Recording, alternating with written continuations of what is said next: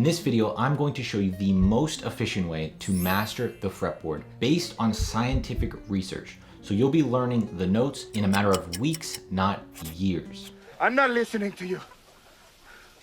You only believe in science. By the end of this video, you'll have learned all of the natural notes A, B, C, D, E, F, and G in a single position, which will allow you to play essentially any melody. We're gonna focus on note awareness and sight reading together.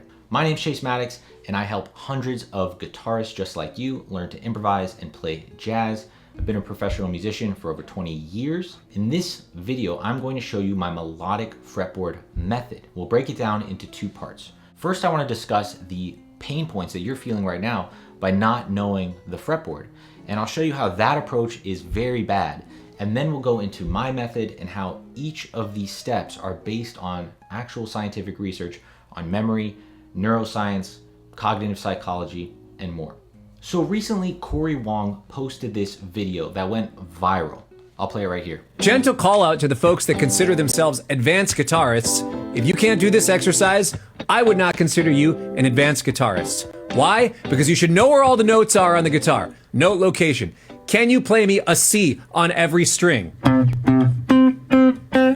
And this really got me thinking because my approach to learning the fretboard is so different than what he shows in this video. And now to be fair to Corey, he's not saying this is how you should learn the fretboard, but it's a common exercise that people do. And some of my own students have even referenced this as something they do to work on fretboard awareness, learning the notes on the fretboard. There's a few problems with this approach though. And so the first one is that what Corey demonstrates there is not a way to attain mastery of the fretboard, but it's a result of already having mastery of the fretboard. So people will do this exercise thinking they'll get mastery of the fretboard and know the notes, when it's actually something that you can do after you've mastered it, but it's not the way to get there. The second one is also that I find it kind of funny that guitarists are discussing that just something as fundamental as knowing the notes on your instrument is a advanced skill, where if you asked any other musician on an instrument, knowing the notes on your instrument is a fundamental level thing before even maybe becoming beginner. However, this is a really common problem. Most of us have learned with very repetitive exercises, and it's a shame because there's a much more musical approach to learning the notes on the fretboard and being able to read at the same time. So let me break down real quick why that method of going through the entire fretboard to learn your notes is so bad. The first problem is information overload. By trying to do all of this all at once, we really don't give our brain any single unit to focus on. So if we're going through this and trying to identify every C on every string, whether we do it like this, C, C, C, C, C, C, or we're doing it on one string, like, oh, there's C. And then we go to the next note, oh, where's G? There's G. We're just giving ourselves way too much to do. The second problem, which you might have seen, is that each of these notes is disconnected from the other. You have two ways you could do this. You could go up, E, F, F sharp, G, G sharp, A, but that we quickly realize is not very helpful for learning. What we don't as easily realize is that jumping around is also really bad, because when we do this, we're not relating that note to anything else. It's just a single point in the whole space of the fretboard. So disconnecting that knowledge is point 2. Point 3, the reason you're probably still watching this video, is that we plateau really easily doing these exercises. So you're either stop doing these exercises, or you still are trying to do them and make progress, but you're finding you're not actually getting better. You can't learn the notes any better, you're not reading any better, but you do the exercises anyways because that's what you've been told works. Okay, so we're gonna forget about that approach and we're gonna try my approach, which is melodic fretboard method, and we'll get started right now. So the idea here is we're going to learn fragments of melodies to learn the fretboard. Simple as that. We're gonna learn some melodies. It'll help us learn how to read the notes and the notes on the fretboard. And what makes this different is I've actually organized the melodies we're going to do in a way that builds up very, very slowly. So we're only gonna need 1 to 3 new notes for each new melody. And as we do that, as we progress through this, we'll see our skills growing. In between, I'm going to give you the scientific principle that is underlying this approach. There's a whole bunch of them. So you'll learn a lot as well about how to remember things, how to improve your memory, how to learn faster, if that's interesting to you. So the first song we're going to do is Quiet Nights of Quiet Stars, Corcovado. And it sounds like this.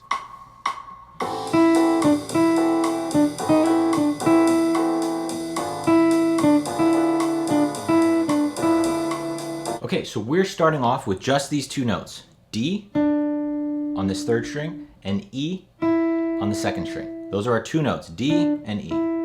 And the first principle I want to talk to you about is what I'm going to call the home base principle. We're going to do all of our learning here in this 5th fret position. We're not starting off down here, and we're definitely not doing the whole fretboard. Just the 5th fret position. Now, why is this important? Well, there was research done by Barbara Tversky from Stanford talking about how we have cognitive space, spatial cognition is what they call it. And that our cognitive space is based around different reference points or anchors. So how that relates to us here is we need to give ourselves a reference point, an anchor, that we can build up our knowledge of the notes here. And what's great about the 5th position is then we can slowly add in notes on the lower E string to get a lower range. We can slowly add in notes on the higher E string to get higher range. But all these other notes we also have here in the 5th position. So they're kind of redundant the way the guitar works. So if we do the 5th fret and we go down, we do the 5th fret and we eventually go up, we'll be able to play basically any melody. Now there's certain positions that are better, but you won't be lacking for the note. And so that's really important to start. If we did another position, we might be missing notes. The next melodic fragment we're going to practice is going to add in the notes F and C. And the melody is all or nothing at all. So we'll add in this F right here, right after our E. So we have E and F, and we'll add in this C before D. So now we have C and D, E and F. So let's play this melody.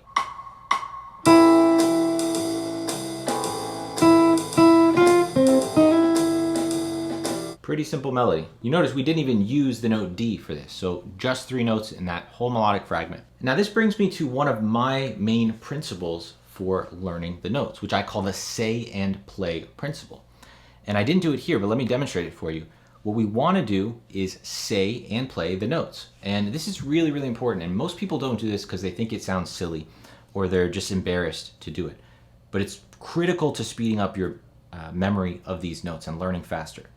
Basically all you do is you say the note E, E, E, F, C, E. As I play the note, I say the name of it.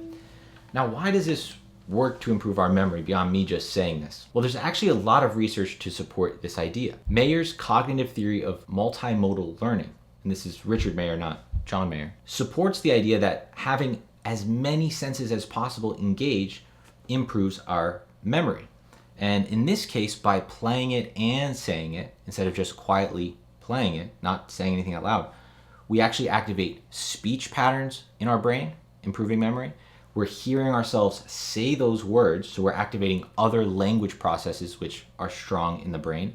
And those, in addition to actually hearing the note and connecting all of those different things together, gives us a much stronger memory. In addition, McLeod's research on this production effect has shown that saying something out loud creates a distinctive memory trace that improves recall. For melody number 3, we're going to use the song Alone Together, and we'll just add in 1 note, which is A on the first string.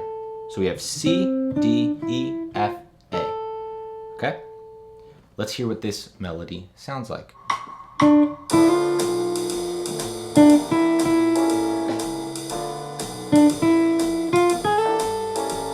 We had 4 notes total, D, E, F, and A. And that last note, A, was the new one. Principle number 3 is the engagement principle.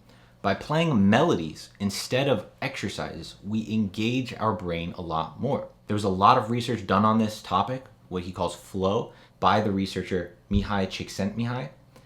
It's a great book if you haven't read it. And what he's basically saying in here is the more engaging we can make the exercise, the more we'll remember it. And we have an opposite problem when we are doing exercises that are boring, rote exercises. We cause what's called attentional drift, which cognitive researchers have studied actually decreases brain activity. So that feeling of being bored and doing the exercise repetitively causes us to use less of our brain power. Melody number 4, we're going to do Grofman Benima, in the key of B flat. And this is going to give us two notes, G here on the second string and C on the first string. So far we have C, D, E, F, G, A, and C. So let's play this melody and hear what that sounds like.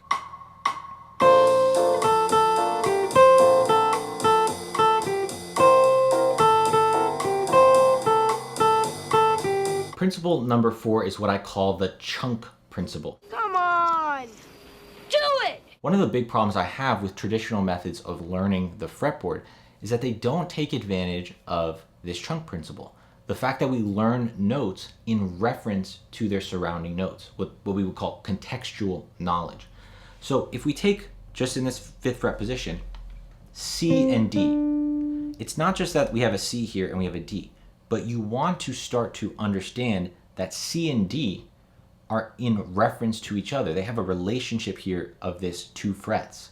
We'll start to see them as a unit. C and D are always together in that way. E, F, G, those notes we just had learned here, always happen in that same order, in that same contextual reference. So there's research done on this by Miller, and the important thing here is not that it improves our memory, but it actually reduces the effort of our working memory.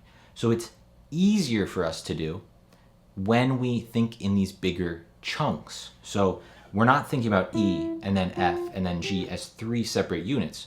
We start to see it as a bigger unit. It's all one chunk, E, F, G. And as a side note, this is also what's happening in master musicians when they're improvising. They're not improvising one note to the next. They're improvising one whole phrase to the next. They're hearing the whole path and then improvising that. So as you get more advanced, you're going to start to see things in these bigger chunks. And you really want to pay attention to whether the method you're using is really understanding that that's a key element of learning. Melody number 5 is I Could Write a Book. We're going to add in the note B right here, which is in between A and C. Right, let's hear this one.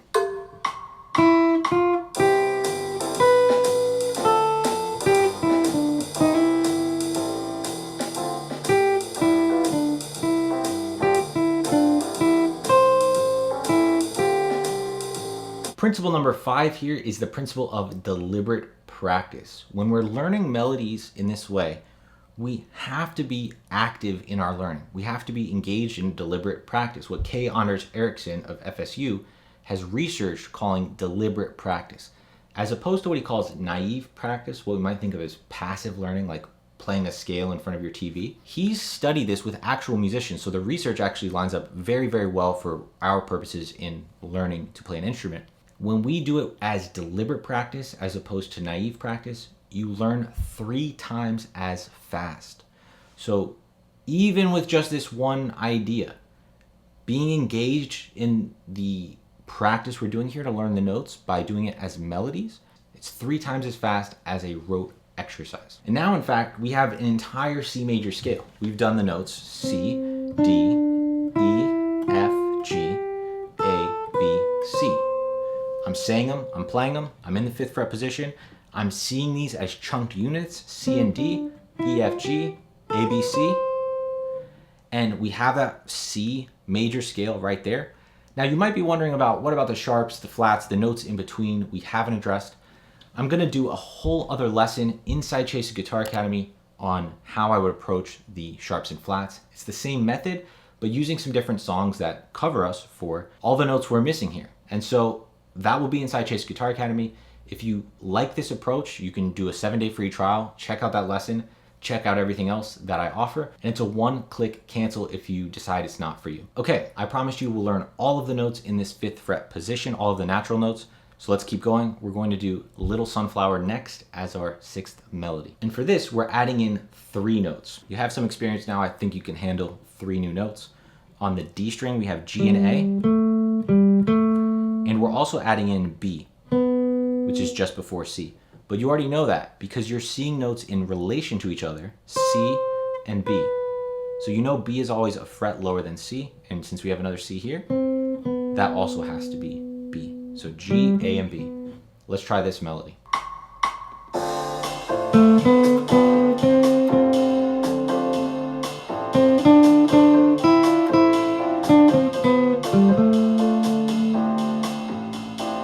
sixth principle here is spaced repetition.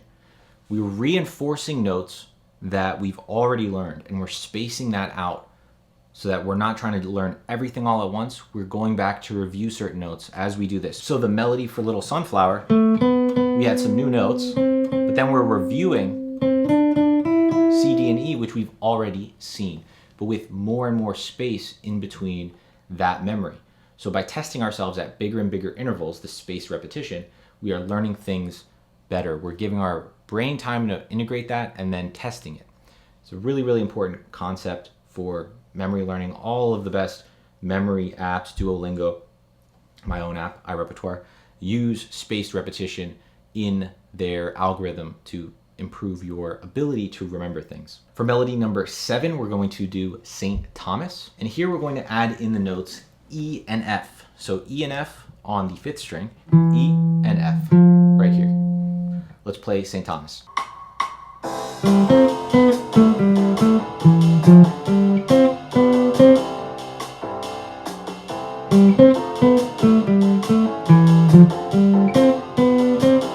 Principle number 7 is what I call the emotional tagging principle. We learn things a lot better the more emotionally charged they are. It's why certain memories where you had an extreme emotion are so easy for you to recall. This is because it activates very specific pathways in our amygdala. They call them amygdala-dependent memory systems. And so by activating as much emotion as we can into what we're trying to learn, we learn it better. And melodies just generally have more emotion. We might know the lyrics of the song, we might just connect musically to it, definitely way more than a random exercise. So the more emotion we can bring into what we're working on, the better we'll be able to remember it. Melody 8 is like someone in love. We're gonna add in just one note, D. Let's play this one.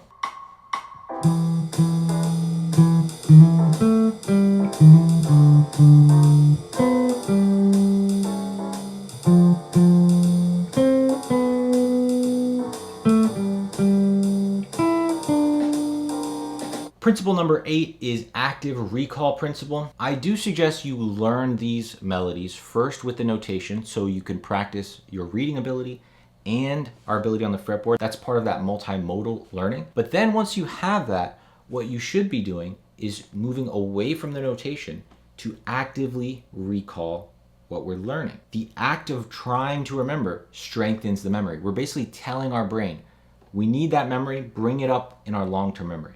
And when you do that enough times, the brain says, okay, hey, we're trying to remember this a lot. Let's strengthen this connection. Let's make it easier to recall that. So when we're doing this, you might want to do that without the page, just from memory. You're not going to do great at first. That is good. Good. That means you're strengthening that memory. Look back at the page, try it again. You'll do a little bit better. All right, our final melody here, we're going to end on this last C with the tune My Romance. And we will have all the notes here, especially because we know A, B, C on this high E string are the same on the low string, A, B, C. So all those three, we actually already know them on this low string, and that's all of our notes. But let's play it in a tune, My Romance, to really send things off.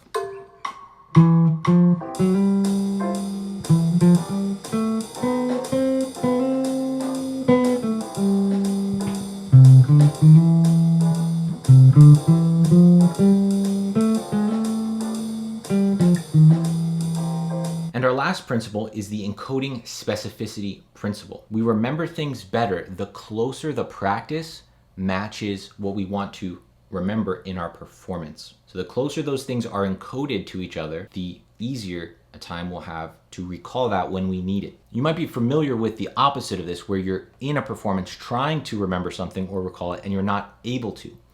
And usually that's because we're not encoding a close enough experience to the performance in our practice routine. One way you can do this is to make sure you're playing with a backing track, playing with other people as part of your practice. So you're not isolated in your room, and then when you go to a performance where you have adrenaline, where there's people watching you, it's a very different environment. You're not encoding your practice to be very similar to your performance environment.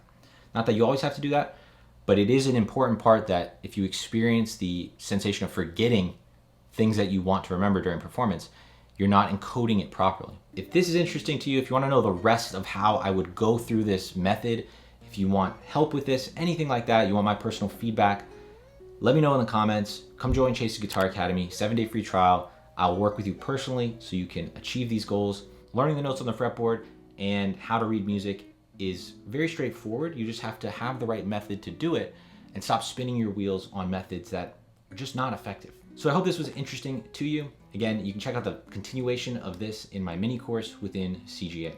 I'll see you there. Excellent!